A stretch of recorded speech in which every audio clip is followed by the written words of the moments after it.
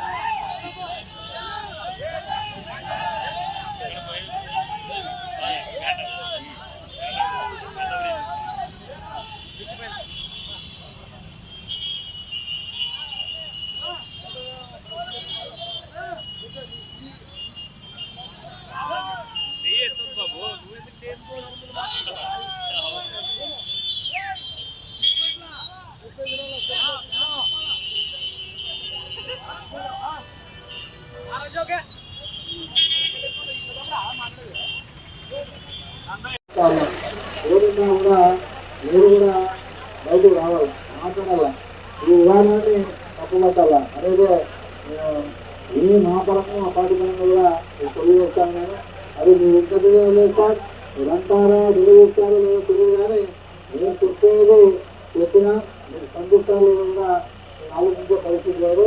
ఏదన్నా మా గౌరవాన్ని ఎప్పుడు కూడా నేను గౌరవిస్తాను. అదేవిధంగా తెలియజేసుకుంటూ తెలుగుదేశం పార్టీ పరంగా తెలుగులో లేనటువంటి వాళ్ళు ఏదైనా మాట్లాడుతూ ఉంటే, గౌరవం లేని మాటలు మాట్లాడుతూ ఉంటే గమనించాలని చెప్పేసి నేను కోరుతాను.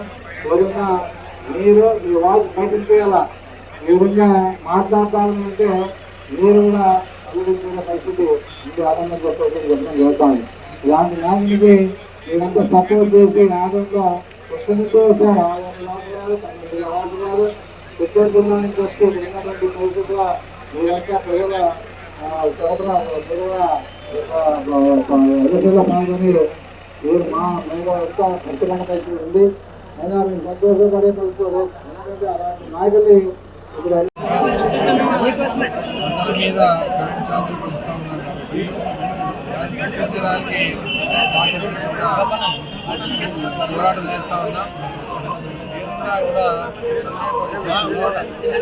ఈ పార్టీ పరంగా పిలుపునిచ్చిన వెంటనే గ్రామాల నుంచి అభిమాన దాంతోపాటు టౌన్లో ఉన్న